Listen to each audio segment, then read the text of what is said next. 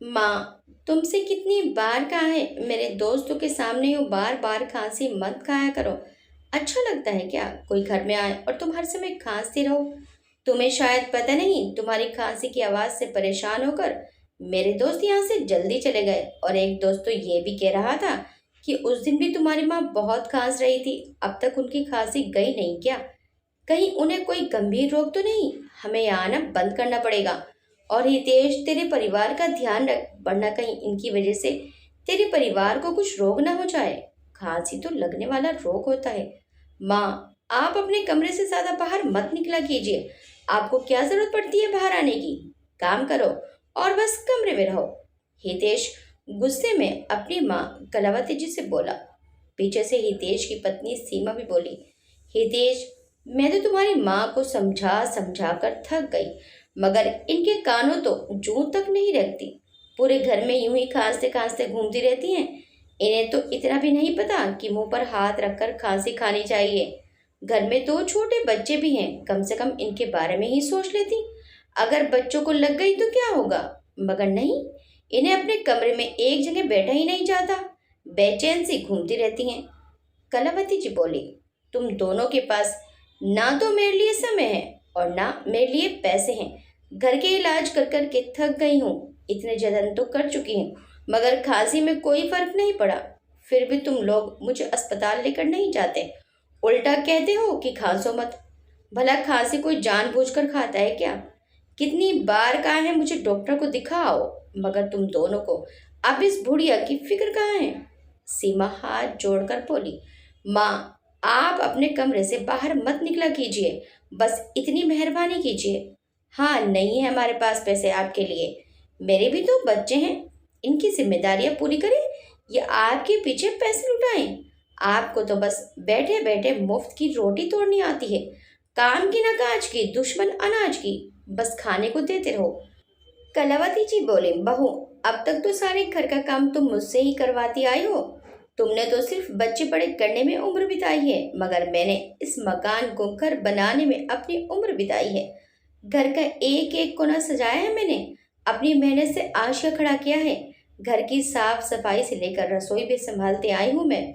मैंने कभी उफ तक नहीं की, मगर आज जब इतने दिनों से ये बुढ़िया कहाँ से जा रही है तो किसी को रत्ती पर फिक्र नहीं है मेरी। हितेश बोला, माँ, सीमा बिल्कुल सही कह रही है। अब आपकी तो उम्र हो चली है, मगर मेरे बच्चों के सामने तो उनका पूरा भविष्य पड़ा है। आपको तो अब भगवान उठा भी ले तो कोई बात नहीं, अब आपका काम ही क्या है इस दुनिया में? कलावती जी बोले, वाह बेटा, अच्छा सिला दिया है तूने मेरी ममता का। अच्छा हुआ तेरे बाबूजी मुझसे पहले इस दुनिया से चले गए, वरना अगर आज वे ये सुनते तो जीते जी मर जाते। हमने जब तुझे पाला पोसा तो कभी तेरे दादा दादी को नजरअंदाज नहीं किया। उनकी हमेशा जी जान से सेवा की, क्योंकि तेरे आने से उनकी अहमियत कम नहीं हो गई थी। माना इंसान पर अपने बड़ों और अपने छोटों दोनों का भार होता है, मगर इसका अर्थ कतई ये तो नहीं कि वे बुड्ढों को मरने के लिए छोड़ दे, उनके लिए दो पैसे तक जेब से ना निकले। मगर आज तूने ये सब कहकर ये साबित कर दिया है कि तुझे और बहू को मेरी बिल्कुल परवाह नहीं है। कलावती जी अपने कमरे में जाकर रो पड़ी। भला कोई बेटा अपनी माँ को ऐसे कड़वे शब्द कैसे बोल सकता है? एक बार भी ये नहीं सोचा कि माँ के दिल पर क्या गुजरेगी। अभी 4 दिन पहले ही की तो बात है, जब कलावती जी अचानक सीमा के कमरे में पहुंच गई थी। तब अचानक कलावती जी को देखकर सीमा के हाथों से हड़बड़ाहट में सोने की चैन का डिब्बा गिर गया, जिस पर लिखा था, हैप्पी बर्थडे सीमा, ये गिफ्ट तुम्हारे प्यारे पति की तरफ से। सीमा ने फटाफट गिफ्ट उठाया और अलमारी में रख दिया और सकपका बोली, माँ जी, आप क्यों मेरे कमरे में आ गई? क्या काम था? मुझे बाहर ही बुला लिया होता। ऐसे अचानक कमरे में घुसी आती हैं आप? कलावती जी बिना कुछ बोले अपने कमरे में आ गई और सोचने लगी, बेटे के पास अपनी पत्नी को सोने का उपहार देने के लिए पैसे हैं, मगर अपनी माँ का इलाज करवाने के लिए दो पैसे तक नहीं है। क्या शादी के बाद बेटा इतना बदल जाता है? क्या बहू का अपनी सास के प्रति कोई फर्ज नहीं?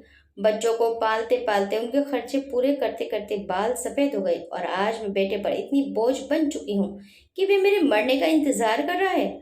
आखिर मुझ पर बेटे का कितना खर्च हो जाता होगा? दो रोटी के अलावा मुझे मिलता ही क्या है? लगभग 4 या 5 साल से मैंने तो एक साड़ी भी नहीं खरीदी है। पुराने कपड़ों में ही काम चला रही हूँ, उल्टा घर का सारा काम करती हूँ, वह अलग। फिर भी मैं उन दोनों पर बोझ बन चुकी हूँ, यह सोचकर मैं बहुत रो रही थी। इतने अपशब्द सुनने के बाद उनकी हिम्मत हारने लगी थी। उन्हें हितेश के बचपन के दिन याद आ गए। हितेश माँ कलावती जी और पिता रघुवीर जी का लाडला बेटा था। रघुवीर जी कहते, देखना कलावती, एक दिन हितेश पढ़ लिख कर हमारा नाम रोशन करेगा। हितेश केवल 10 वर्ष का था और रघुवीर जी का निधन हो गया, मगर कलावती जी ने सिलाई कढ़ाई का काम कर हितेश की पढ़ाई पूरी करवाई। आगे चलकर हितेश का पढ़ाई में मन नहीं लगता था। उसने जैसे तैसे पढ़ाई तो पूरी कर ली, मगर नौकरी नहीं की और खुद का व्यवसाय खोला। कलावती जी ने हितेश की शादी करवा दी ताकि अब सुखी जीवन व्यतीत कर सके। बहू के आने से घर में भी रौनक फैल जाएगी। सीमा दुल्हन बनकर आई। शुरुआती दिनों में तो सब सही चल रहा था, मगर धीरे धीरे बहू सीमा ने अपना असली रंग दिखाना शुरू कर दिया। बात बात में ताने, बात बात में धमकाना। 2 बच्चों के जन्म के बाद उसने घर के काम करना तो दूर, काम छूना तक छोड़ दिया। पूरा दिन बस बच्चों में लगी रहती। घर के सारे काम की जिम्मेदारी उसने कलावती जी के कंधों पर डाल दी। वह भी खुशी खुशी काम कर लिया करती थी कि मेरे पोते अभी छोटे हैं, लेकिन बच्चों के कुछ बड़ा होने पर भी जब उसने अपनी जिम्मेदारी नहीं समझी, कलावती जी के कुछ भी कहने पर सीमा बात का बतंगड़ बना देती और हितेश के काम भर देती। धीरे धीरे हितेश भी सीमा के रंग में रखने लगा और कलावती जी को जो मुंह में आता वह बकने लगा। माँ को जरा से भी शर्म नहीं करता था। कलावती जी तो बहुत पहले से ही अकेली हो चुकी थी, मगर आज इतने कड़वे शब्द उनसे सहन नहीं हो रहे थे। उनका रो रो कर बुरा हाल हो रहा था। उनके आंसू देखने वाला भी कोई नहीं था। अकेली बैठी बैठी अपने गम को लिए रोई जा रही थी कि पास रहने वाली उनकी सहेली कमला घर आई। उसने उनको रोते देखा तो घबरा गई। क्या बात है कला, सब ठीक तो है ना? हाँ हाँ कमला, सब ठीक है, बस तेरे भाई साहब याद आ जाते हैं कभी कभी। कलावती जी ने अपने आंसू पोंछते हुए कहा। अच्छा चल, अब रोना बंद कर और मेरी बात सुन। वे कलावती जी से बोली, एक खुशखबरी है कलावती, कल ही अपने गांव में एक डॉक्टर पति पत्नी आए हैं। सुना है विदेश से आए हैं, जो हम जैसे बूढ़ों का इलाज मुफ्त में कर रहे हैं। उनके साथ उनका 6 साल का बेटा भी है। सुना है थोड़े दिन यहाँ भारत ही रहेंगे ताकि हम जैसे बूढ़ों का इलाज मुफ्त में कर सकें। कलावती जी भी अपने गम को छुपाए खुश होकर बोली, क्या वे मेरा भी इलाज करेंगी कमला? कमला जी बोली, मैं अभी सुबह ही उनसे अपना इलाज करवा कर आ रही हूँ कलावती, तो अभी चल मेरे साथ, तुझे भी बहुत समय से खांसी है। कलावती जी भी कमला जी के साथ उन डॉक्टर दंपति के पास पहुंचती हैं और अपना इलाज करवाती हैं। उनमें से जो लेडी डॉक्टर थी वे कलावती जी से कहती हैं, माँ जी आपको एलर्जी वाली खांसी हो गई है, आपको धूल मिट्टी से थोड़ा दूर रहना होगा, इसलिए आप घर में साफ सफाई के काम से थोड़ा दूर रहिएगा और अगर साफ सफाई करनी भी पड़े तो मुंह पर रुमाल लपेट कर कीजिए। कलावती जी कहती हैं, मैम साहब मैं धूल मिट्टी से कैसे दूर रह सकती हूँ? मेरी बहू घर के ऐसे काम बिल्कुल नहीं करती है। ऐसे सारे काम तो मुझे ही करने पड़ते हैं और मुंह पर रुमाल लपेट कर तो मेरा दम घुट जाएगा। डॉक्टर साहिबा बोली, कलावती जी आपको इस उम्र में बहू के होते हुए ये सब कामों से थोड़ा दूर ही रहना चाहिए। अब देखिए आपको कितनी ज़्यादा खांसी हो गई है जो रुक ही नहीं रही। फिलहाल मैंने आपको दवाइयाँ दे दी हैं, मगर आपको एक हफ्ता रोज यूं ही मेरे पास आना पड़ेगा ताकि मैं आप में हो रहे बदलावों को देख पाऊँ। आप शायद जानती नहीं, 1 महीने से ऊपर की खांसी जानलेवा भी हो सकती है। कलावती जी बोली, डॉक्टर साहिबा वैसे भी जान की किसको पड़ी है? मेरी जान अगर चली भी गई तो मेरी परवाह करने वाला इस दुनिया में है ही कौन? खांस खांस कर बुरा हाल हो गया था, इसीलिए आ गई इलाज करवाने, वरना अपने आप से लगाव तो कब का खत्म हो चुका है। इस मोह माया की दुनिया को तो कब का त्यागने का मन करता है। लेडी डॉक्टर को कलावती जी की बातों से आभास हो चला कि वे बहुत दुखी हैं। माँ जी आप चिंता मत कीजिए, नहीं तो आपका मस ठीक नहीं होगा। आप घर जाइए और दवाई खाइए, फिर मेरे पास आइएगा। कलावती जी अब रोज उनके पास जाने लगी। बातों बातों में पता चला कि उन डॉक्टर साहिबा का नाम रीमा है और वे दोनों पति पत्नी यहाँ गांव में थोड़े दिनों समाज सेवा करके वापस अमेरिका लौट जाएंगे। कलावती जी की रीमा से अच्छी दोस्ती हो गई थी। वे आपस में बहुत सी बातें करने लगी थी। कलावती जी का समय भी अच्छा कटने लगा था। उनकी खांसी में भी आराम पड़ गया था। रीमा प्यार से कलावती जी को बा नाम से संबोधित करती। कलावती जी डॉक्टर रीमा के बेटे वरुण को भी खूब प्यार करती और कभी कभी उसके लिए घर से कुछ कुछ पकवान बनाकर भी ले आती थी, जो वरुण को बहुत पसंद आते। वरुण उनके साथ बहुत घुल मिल गया था। कलावती जी ने भी डॉक्टर रीमा को सब कुछ बता दिया था कि उनके बेटे बहू उनसे कैसा व्यवहार करते हैं। कलावती जी बोली, रीमा जी, यदि आप ना होती तो मैं शायद एक कमरे में हमेशा के लिए बंद हो जाती, क्योंकि मेरे पास बिल्कुल पैसे नहीं है और मेरे बेटा बहू तो मुझ पर चवन्नी भी खर्च नहीं करना चाहते। रीमा बोली, माँ जी, ऐसे बेटा बहू को तो आपको जरूर सबक सिखाना चाहिए।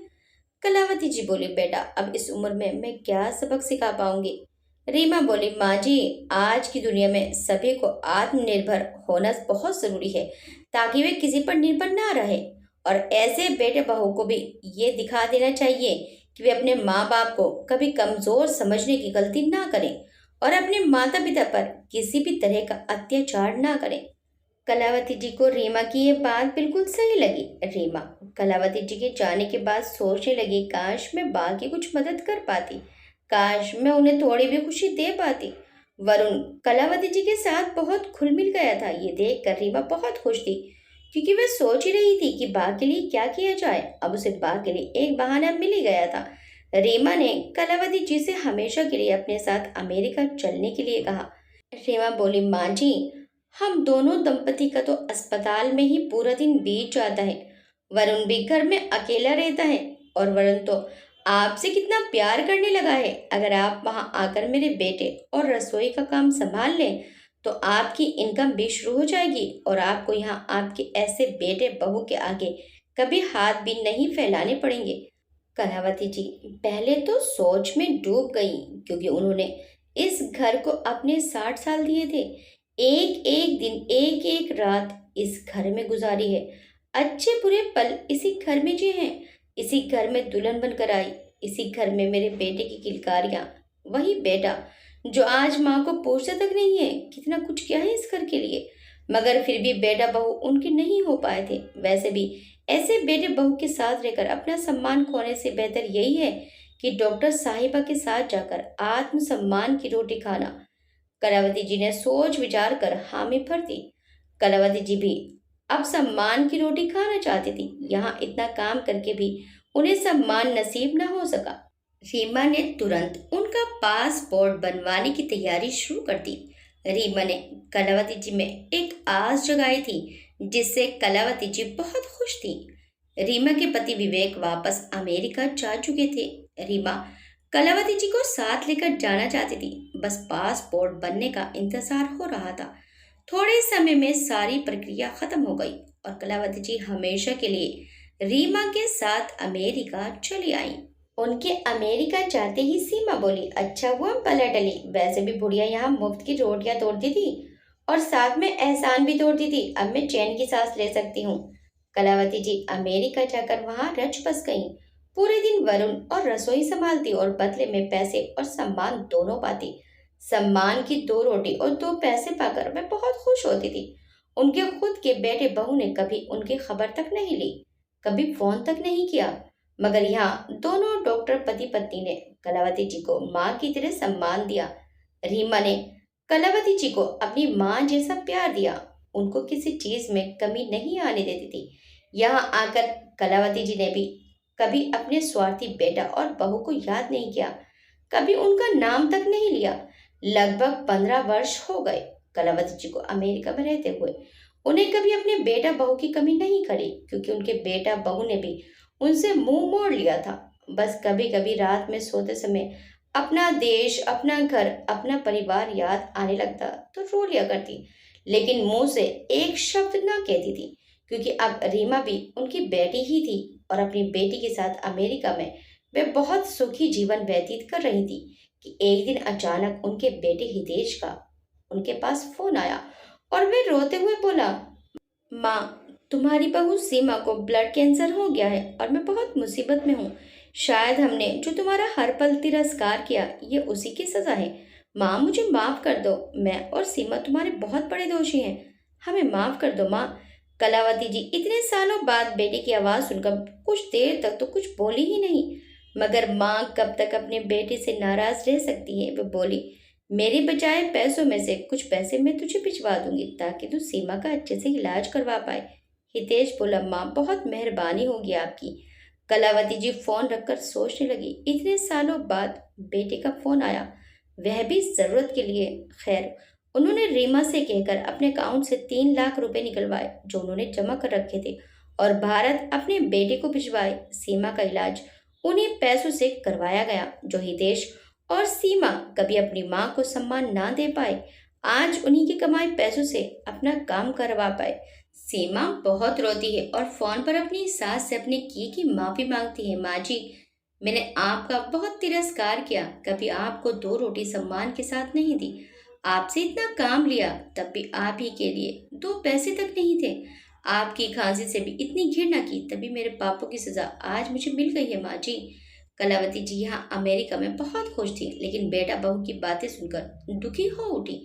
उन्होंने सीमा को माफ कर दिया। एक बार तो उनके दिल में आई कि वापस अपने परिवार के पास चली जा। फिर एक ही तरफ ये बात सताने लगी कि ये भी तो मेरा परिवार है, रीमा मेरी बेटी है। बेटा बहू के पास न सही, बेटी के पास तो हूँ। उनके मन में ये सब विचार आ रहे थे। फिर उन्होंने अमेरिका में ही रहने का निर्णय ले लिया और खुशी खुशी रीमा के साथ रहने लगी। वह आत्मसम्मान की जो रोटी खाती थी ना, कि बेटे बहू के टुकड़ों पर पल रही थी। उन्होंने कभी सोचा नहीं था कि जिंदगी उन्हें नया मौका देगी। वे तो यही सोचकर हिम्मत हार गई थी कि शायद अब पूरी जिंदगी बेटा बहू के ताने सुनने पड़ेंगे और ऐसी घिसी पिटी जिंदगी जीने पड़ेगी। मगर भगवान ने उन्हें फिर से नया मौका दिया था, नई जिंदगी दी थी। ये मौका हर किसी को नहीं मिलता है। जो वे आत्मसम्मान के साथ गुजर बसर कर रही थी और उनके बेटा बहू को भी एहसास हो चुका था कि उन्होंने अपनी माँ के साथ बहुत गलत व्यवहार किया है। हमें अपने घर के बूढ़ों और बुजुर्गों का बहुत सम्मान करना चाहिए, ना कि उन्हें इतना मजबूर कर देना चाहिए कि उनका प्यार हमारे प्रति हमेशा के लिए खत्म हो जाए। और कभी भी किसी को इतना कमजोर नहीं समझ लेना चाहिए कि वे तुम्हारे बगैर कुछ नहीं कर सकता, क्योंकि जिस भगवान ने हम सभी को धरती पर भेजा है, उन्होंने हमारे भरण पोषण का भी इंतजाम कर रखा है। अपने घर के बड़े बूढ़ों को इतना मजबूर भी मत कीजिए कि उन्हें इस उम्र में अपने लिए आत्मसम्मान की रोटी की खोज में निकलना पड़े। आपको ये कहानी कैसी लगी हमें कमेंट करके ज़रूर बताइएगा। वीडियो अच्छी लगी तो वीडियो को लाइक शेयर सब्सक्राइब करना मत भूलिएगा। मिलते हैं नेक्स्ट टाइम एक अच्छी सी कहानी के साथ। Till then bye bye.